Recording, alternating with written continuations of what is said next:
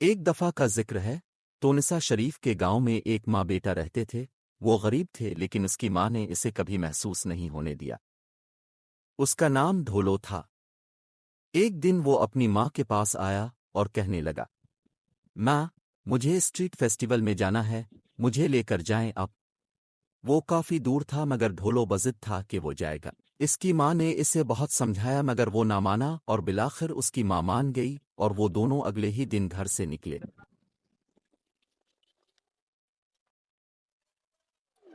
وہ سب سے پہلے اپنے گاؤں کی کچی گلیوں سے گزرے اور آگے بڑھتے گئے، اور ڈھولو بھی اپنے ننھے قدموں کے ساتھ ماں کے ساتھ چلتا رہا۔ وہ گاؤں کی سرسبز و شاداب فصلوں اور رونق سے دور جا رہے تھے، مختلف علاقوں سے ہوتے ہوئے شہر کی شور و غل کی طرف۔ ڈھولوں کا یہ پہلا سفر تھا ماں کے ساتھ، اور وہ بہت خوش بھی تھا۔ آخر کار وہ چلتے چلتے تھک گیا اور ایک پہاڑی سے گزرنے کے بعد ایک غار آئی۔ وہاں پر وہ نیچے بیٹھ گیا اور ماں سے کہنے لگا کہ میں اب تھک گیا ہوں اور آگے نہیں چل سکتا۔ اس کی ماں نے اسے سمجھایا کہ بیٹا، زندگی بھی اسی طرح کے مشکل راستوں کی طرح ہوتی ہے، خوشیوں تک جانے کے لیے مشکلات کا سامنا کرنا پڑتا ہے، بس ہمیں کوشش کرتے رہنا چاہیے جب تک کہ ہم کامیاب نہ ہو جائیں۔ اور پھر ڈھولو اور اس کی ماں دونوں کھڑے ہوئے اور دوبارہ اپنے سفر کو آگے بڑھایا۔ غار سے نکلنے کے بعد وہ ایک جنگل نما راستے سے گزرے۔ اس کی ماں تھوڑا آگے بڑھی مگر وہ ٹھہرا رہا، وہ ڈرا ہوا تھا اس جنگل نما راستے کی وجہ سے۔ اس کی ماں نے اسے تسلی دی کہ بیٹا آگے بڑھو، ڈرو مت۔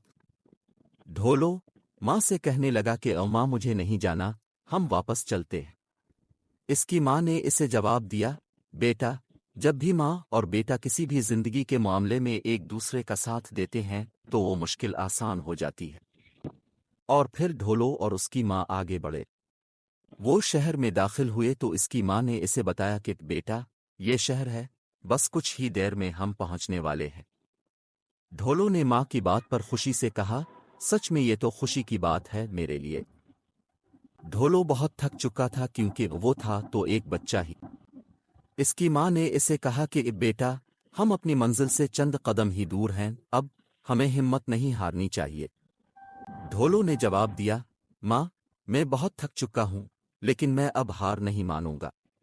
اور وہ اپنی ماں کے ساتھ آگے بڑھا۔ اور بالآخر وہ پہنچ گئے۔ اس کی ماں نے اسے کہا، بیٹا، دیکھو، ہم پہنچ گئے منزل پر۔ دیکھا ڈھولو، میں نے تم سے کہا تھا نا کہ جب ماں اور بیٹا کسی مشکل کو حل کرنے کی کوشش کرتے ہیں تو وہ اسے بآسانی حل کر لیتے ہیں، اور پھر دونوں لطف اندوز ہونے لگے۔